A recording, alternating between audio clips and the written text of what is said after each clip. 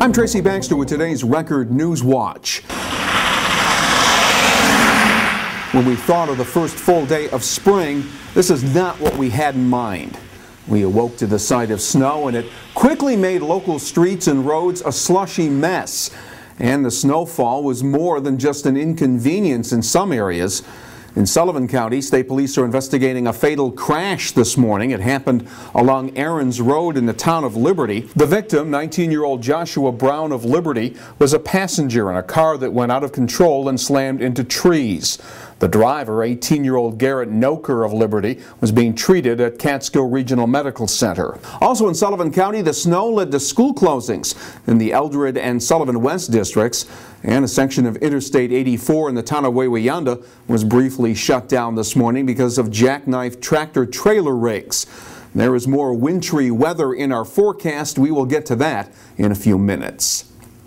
There were a few anxious moments this morning at St. John the Evangelist Elementary School in Goshen.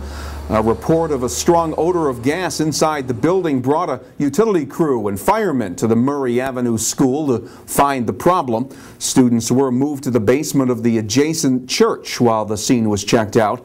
No natural gas leak was discovered, and responders gave an all clear. Classes resumed later in the morning. Officials with the company that operates the Indian Point nuclear facility were being questioned today by members of a Westchester County Legislative Committee.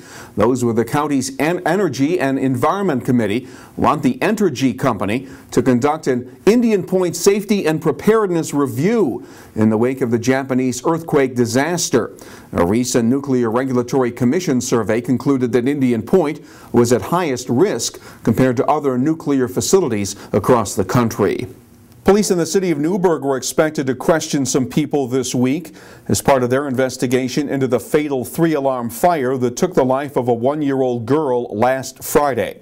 The fire apparently began on the outside of the building. Little Naltanya Valquero Mendoza couldn't be saved from the smoky blaze that broke out inside a second-floor apartment at number 56 Williams Street. 2-year-old Evelyn Mendoza suffered smoke inhalation but was revived by Newburgh Fire Chief Michael Vatter, who performed mouth-to-mouth resuscitation. Over the weekend, the Pathways to Salvation Mission of God Church organized a drive to collect financial donations for grieving family members. The truck driver who forced another driver off Route 17 in the town of Tuxedo last month has turned himself in. 49-year-old William Vitale was charged with a felony count of leaving the scene of an accident. His rig hit a car while he was changing lanes, pushing the car into a guardrail and snowbank. The driver of the car suffered facial cuts that required more than 135 stitches to close.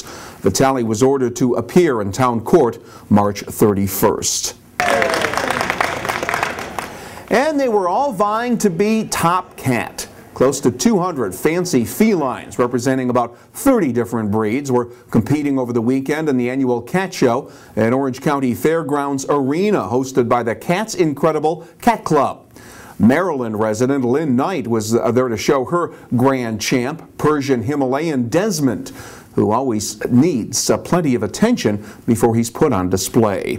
Desmond has a routine that's 5 different shampoos, and he is blown dry with 2 different types of hair dryers, and that gets the coat perfectly dry and smooth and even from the skin. The hair shaft comes all the way out. When you blow it dry, you make sure that it's very straight. What are judges looking for? The winners are the ones that come closest to meeting the breed standard. In other words, perfection. Well, nothing perfect about our weather today, as morning snow led to a few accidents before the precipitation changed over to rain, providing a reminder that our winter weather isn't over, even if the calendar does say spring. Tomorrow will be better, with temperatures reaching the mid to upper 40s under a partly sunny sky. But we're expecting more snow or a wintry mix on Wednesday, with temperatures only in the mid-30s. Stay on top of all of the breaking news here at Record Online and get it all in detail in tomorrow's edition of the Times-Herald Record. For Record Newswatch, I'm Tracy Baxter.